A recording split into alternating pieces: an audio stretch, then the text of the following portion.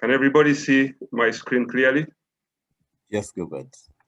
Okay, so I'll just try to be a little bit fast. So this is my presentation, really to share my experience on how national water, specifically Kampala water, has been able to deploy ArcGIS server to support business operations.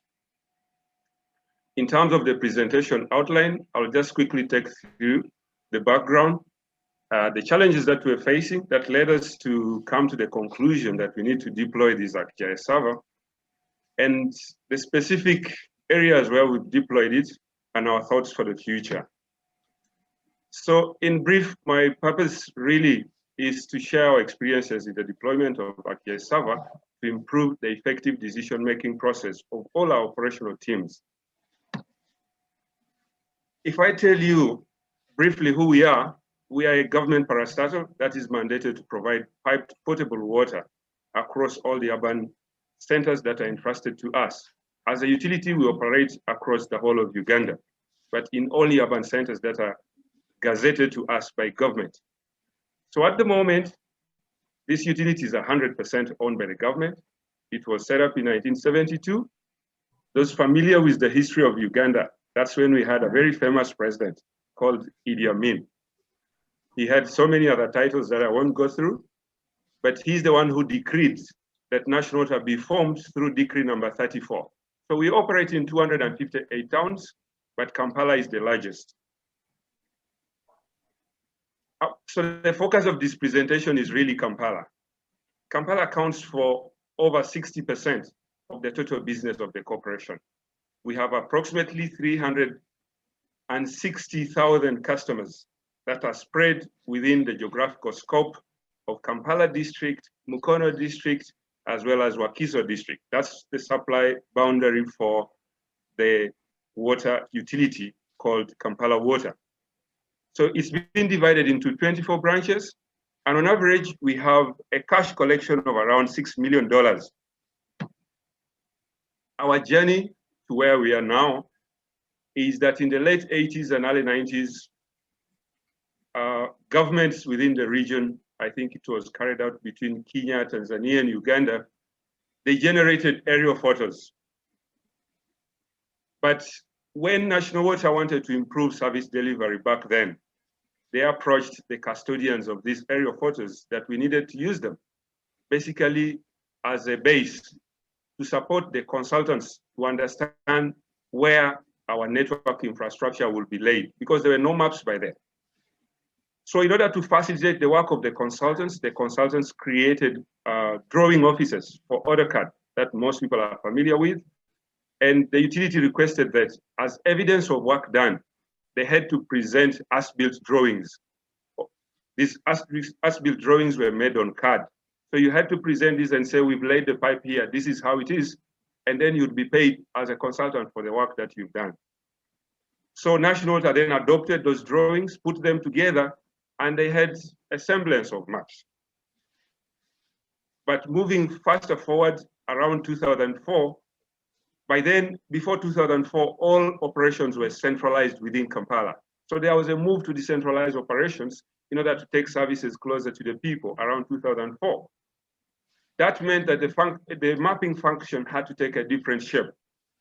So we moved and approached Esri around 2007 and acquired our first ever GIS licenses. With the acquisition of those licenses, we then moved to migrate our data, which existed in CAD, into a Geodatabase and created our first web portal in 2009. However, we faced challenges, and along the way, we were not able to update our licenses and keep them on maintenance. So late last year, management took a decision after analyzing the benefits that they were able to receive with the use of the ArcGIS server, which we had deployed at the time.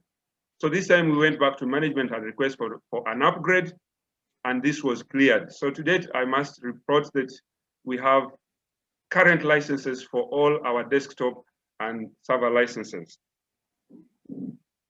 This is what we've done. As a GIS unit, our focus has been to facilitate other departments. We are a support department.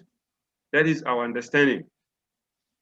So that means that we exist to support others to make decisions. We exist to support others to do their job. So we moved in to map our network infrastructure and as well as our customers to provide the basic information so as to answer the question, where is the network? Where are the customers? And having done that, we now moved into the issues that the utility was grappling with. Mainly, they are focused into commercial and technical challenges. For the commercial guys, there is always a problem. We have 360,000 connections in Kampala. Nobody can remember where they are.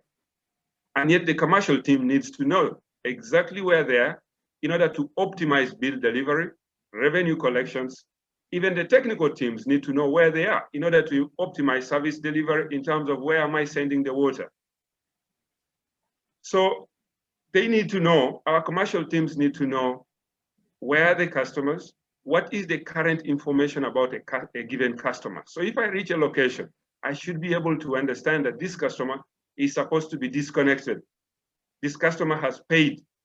This customer is a domestic or commercial, so that whatever decisions I make around service delivery are based on informed decisions.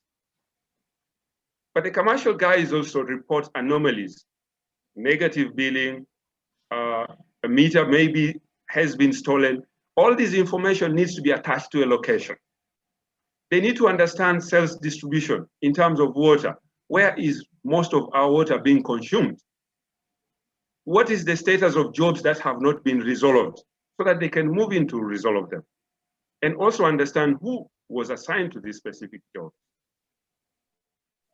So with that information, the technical guys on the other hand need to know where is what as far as the pipe and fixture information is concerned. What is the condition of these fixtures? Where are network failures located in terms of leakages and bursts? Which jobs are currently pending? Why are jobs taking long or leaks taking long to be resolved in a particular location? Which sections of the network are registering recurring failures so that you have an informed way of focusing your problem-solving strategies to where the problem is most localized. There are issues to do with water quality. There are issues to do with customers that cannot be traced or networks that cannot be seen on the map and therefore cannot be located by the operational teams. So our approach has been to re-engineer the way we do our business. As a GIS team, we are very small. We cannot possibly move around and do everything, but we have people who have a larger footprint within the utility. How can we make use of these people? Also, our office is small. We can't accommodate possibly everyone, but how can we decentralize our services without necessarily being with the people? So our approach has been to use the demand-driven approach. Let the users define what they need, and then we position ourselves to solve their needs. And the deployment of ArcGIS server has enabled us to do this. So we have really focused on limiting the manual activities, improving the quality of our base maps, enabling people to assess these fixtures without necessarily being there or understand what needs to be done to these fixtures. And therefore, we have had also to take the initiative to identify opportunities for integrating our ArcGIS server with other existing systems. So for the technical guys, we have been able to use this ArcGIS web portal to help them as far as tracking of incidences. Where have leakages occurred? Where are the bursts? Where are the no water cases? What is the condition of a given fixture? So that they have this information at their fingertips and they can operate or distribute their teams to address those issues. For the commercial guys, it's about know your customer. Where is the customer? If I know where he is, then I can understand what's the payment status, connection status, and so on and so forth. So to do all this, we had to develop a geodatabase, which is based on SQL. We had to migrate all our data into the geodatabase.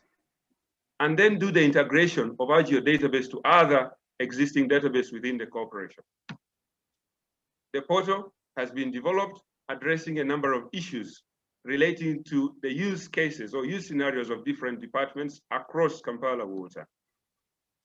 This is specifically for commercial team at different levels. So at Kampala-wide level, the powers that we need to understand what is our current operational functionality as Kampala Water. So the dashboard quickly, they're able to tell we have 353,239 customers. And those customers, as you can see, we need to collect 39 billion Uganda shillings from them. That's about $7 million or so. But in terms of those customers, how many are active and how many are suppressed? So this is just a summary presentation to somebody who doesn't need to understand the detail, to the top management who don't need to go to the nitty-gritty, who supervise the function for commercial operations. Then for the grounds guys, the guys who are the foot soldiers, they need to understand what is the distribution of those customers like. So the different colors there are able to tell you who is commercial, who's domestic, and where they are located. And also you can plan as a commercial team by using the filters and say, okay, we want to focus on people who owe us a certain amount of money.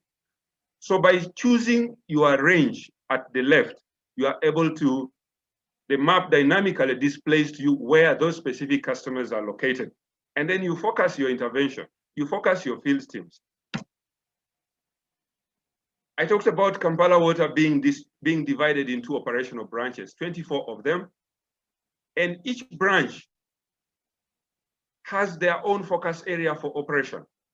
So again, the same portal is dynamic. If your interest is not the whole of Kampala Water, choose your branch and be specific to your branch. What you're seeing is specifically for Chalwajala branch. So the branch manager knows that he has 28,231 accounts. And of those connections, 26,000 or so are currently active. And that's the money they owe us. So he's got to find a way of getting that money out there. And these are the people who are suppressed. He's got to look for ways of unsuppressing them. For the people now who are interested in the detail, you can now zoom in and click on any of the customers. And then you are able to see the details about this customer and how much money they are paying us. They are yet to pay us, or they owe it to the utility. For the technical guys, because our call center operates to support both technical and commercial operations. So we've also developed a dashboard to support that functionality of the call center, so, because it is integrated with information that is going into the call center. So you're able to understand the distribution of jobs there that have been reported by people. And then you're able to understand who has been assigned a particular job to resolve.